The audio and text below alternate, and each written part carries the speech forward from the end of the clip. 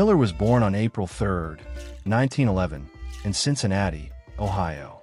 From the time he was young, people could tell he was quick on his feet and sharp in his mind. He wasn't just any boxer. He had a way of moving in the ring that made him hard to hit. Fighting from the left side, as a southpaw, gave him an edge that many opponents never saw coming. One of the first times people really noticed him was when he stepped into the ring against Phil Zwick. That fight took place in Wheeling, West Virginia. Miller wasn't afraid.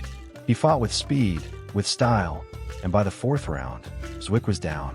That one mattered, because years later Zwick would go on to fight for the world featherweight title. But on that day, Miller showed the world he could handle him.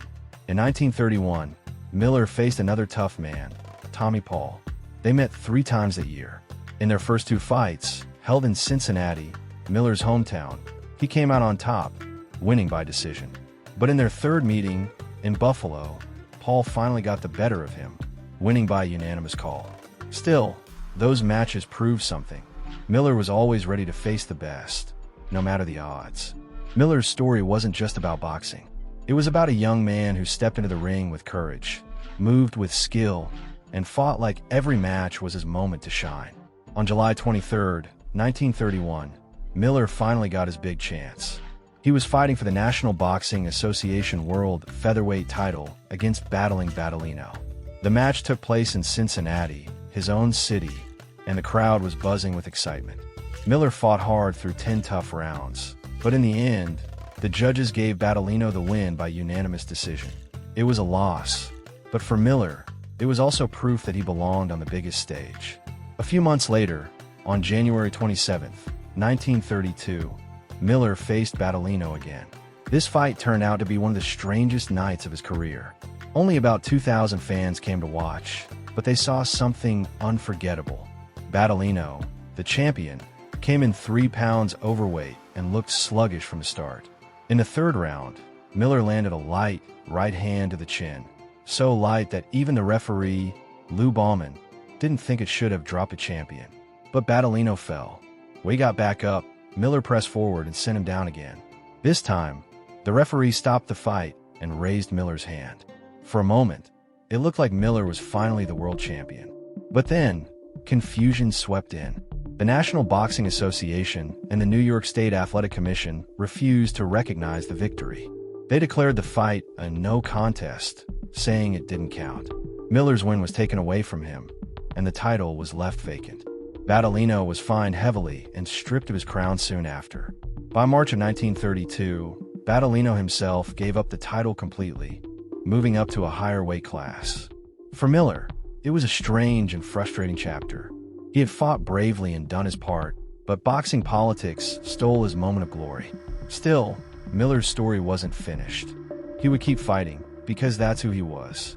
On January 13, 1933, Miller stepped back into the ring with an old rival, Tommy Paul. It was their 4th meeting, and this time the stakes were higher than ever. In front of the roaring crowd at Chicago Stadium, Miller fought with sharp focus, never letting up. After 10 rounds, the judges gave him the win by unanimous decision. That night, Miller became the National Boxing Association World Featherweight Champion. This was the start of something special. Miller would hold on to that title for over 3 years, an unusually long reign for any champion. In those years, he fought 13 times and defended his crown successfully 12 times. Each fight told a piece of his story. He beat strong names like Baby Arizmendi, Abby Israel, Jackie Sharkey, Paul Dazzo, Nell Tarleton, Jose Garones, Vernon Cormier, Johnny Pena, and Gene Espinoza. For Miller, it wasn't just about winning. It was about proving that he belonged at the very top of boxing. Soon after winning the belt, on January 28, 1933, Miller faced Baby Arizmendi again, this time in Los Angeles at the famous Olympic Auditorium. Arizmendi was already the California State World Featherweight Champion. The fight went all 10 rounds, but Miller's hand was raised at the end. That victory didn't just let him keep his NBA title, it also added the California State title to his name. Miller walked away holding both.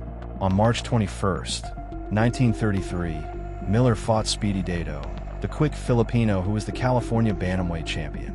Miller fought with power and style, knocking Dado down in the second round with a hard right to the head. Dado managed to finish the fight, but Miller dominated 7 of the 10 rounds, leaving no question about who was champion. The wins kept coming.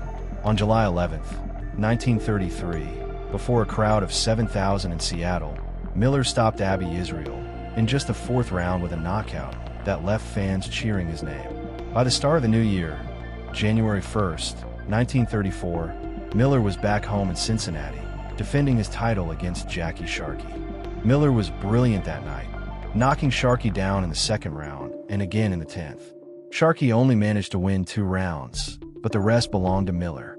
The crowd in Music Hall Arena knew they were watching their hometown hero in full command. Then came May 4th, 1934, in Louisville, Kentucky, on the eve of the Kentucky Derby. It was the first world title fight the state had hosted in years, and Miller gave the fans a show.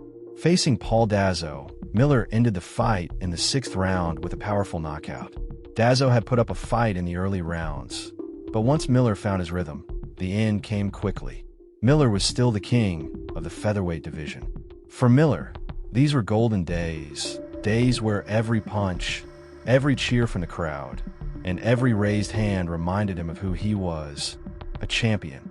After proving himself in America, Miller took his skills across the ocean. He went on a grand boxing tour through Europe, England, Wales, Scotland, Spain, France, Belgium, and Ireland.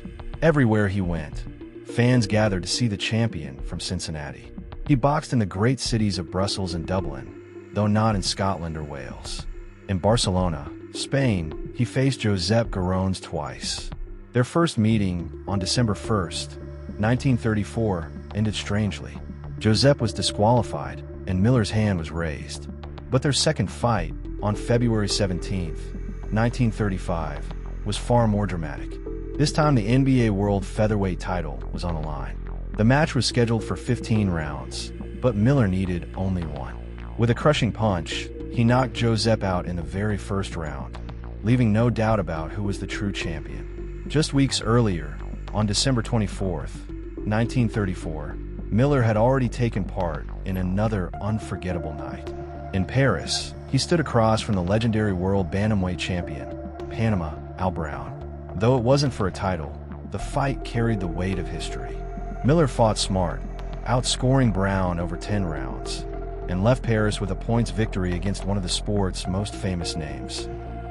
His journey continued to Liverpool, England, on June 12, 1935.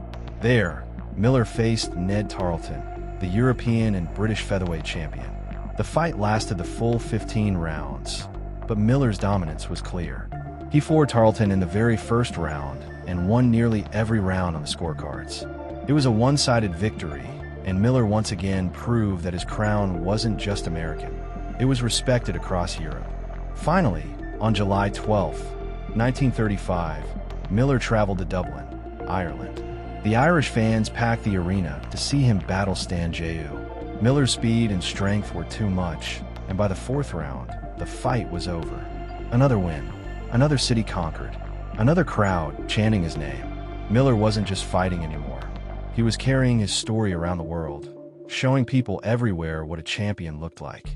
When Miller returned from his European triumphs, his first title defense was set for October 22, 1935, at the famous Boston Garden. The Great Depression had left many people struggling, so only about 4,300 fans filled the seats that night. Still, Miller put on a show. He fought Vernon Cormier in a long, careful match where every move mattered. There were no knockdowns, no wild swings, just 2 men studying each other's technique. Round after round, Miller stayed sharp, losing only the 10th and 13th, and walked away with another defense of his crown. A few months later, on February 18, 1936, Miller traveled to Seattle to defend his title again, this time against Johnny Pena. It was a fight with history attached. Pena had beaten Miller once before in Oakland. But this night was different. Miller fought like a man with something to prove.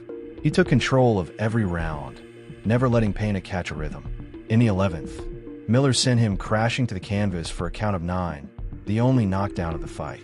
By the 12th round, the judges had no doubt. Miller was the clear and unanimous winner. The loss in Oakland was erased. On March 2, 1936, Miller faced another tough opponent, Petey Sauron, in Coral Gables, Florida. Sauron would one day become champion himself, and that night, he pushed Miller to the limit. The fight went the full 15 rounds, and it was close. Miller boxed smartly, but Sauron fought back hard. What made the match controversial were the fouls. Low blows from Sauron in the 9th, 11th, and 12th rounds. Because of those fouls, 2 of the rounds were awarded to Miller. In the end, the referee scored 6 rounds for Miller, 3 for Sauron, and 3 even. Without the fouls, Sauron might have edged ahead. But on that night, Miller kept his belt. These fights showed the world another side of Miller. Not just a knockout artist, but the champion who could outlast, outthink, and outfight anyone who stepped into the ring with him. On May 11th, 1936, the unthinkable happened. After years of holding the crown, Miller finally lost his title. The fight took place at Griffith Stadium in Washington, D.C. against Petey Sauron. It was a long, grueling 15 rounds. One judge called it a draw, but the other judge and the referee sided with Sauron. Just like that, the belt slipped away from Miller's hands. It was the end of a reign that had begun back in 1933, when he first beat Tommy Paul. Miller's rivalry with Tommy Paul was one of the longest stories of his career. They fought 6 times in total. In one match in 1934, Miller was disqualified after landing a low blow that dislocated Paul's hip. But in their final meeting later that year, Miller had the last laugh, winning by points in Los Angeles. By the end of their battles, Miller had beaten Paul 4 times, lost twice, and proven himself against a man who pushed him harder than most. Even after losing the world title, Miller kept fighting. On November 28, 1936, he traveled all the way to Johannesburg, South Africa, where he knocked out Phil Zwick. That fight was rough. Zwick was cut badly after an accidental head clash, but Miller's power finished it. But fate brought him back to Petey Sauron again. On September 4th, 1937, they met for a rematch in Johannesburg. This time, Sauron was the stronger man. He dropped Miller twice, and the Associated Press called it a decisive victory. The years were catching up to him. Miller tried once more for a title on October 24th, 1938, against Leo Rodak for the Maryland State World Featherweight title. The fight started slow, but by the later rounds Rodak was pounding Miller with heavy shots to the body and face. The decision went to Rodak, and it was clear Miller's days as a champion were behind him. His last big fight came against Sammy Angot, another strong name of the era, but Miller couldn't find the spark that once carried him. Outside the ring, Miller's life was steadier.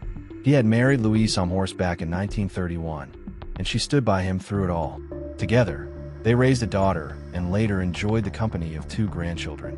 Unlike many fighters of the Depression era, Miller was careful with his money. From 1954-1962, he worked quietly with a field engineering crew at the Hamilton County Courthouse in Cincinnati, the same city where his story had begun. Sadly, Miller's life ended too soon. On May 8, 1962, just shy of his 51st birthday, he died of a heart attack at Good Samaritan Hospital after weeks of struggling with heart problems. His passing left behind Louise, his daughter, and his grandchildren. But Miller's name did not fade. In 1997, decades after his last fight, he was inducted into the International Boxing Hall of Fame. It was a final recognition of the boy from Cincinnati who had danced through the toughest rings, fought the hardest men, and for years wore the crown of champion. Miller's story was not just about wins and losses. It was about courage, about fighting for every chance, and about carrying his name proudly from Cincinnati to the world.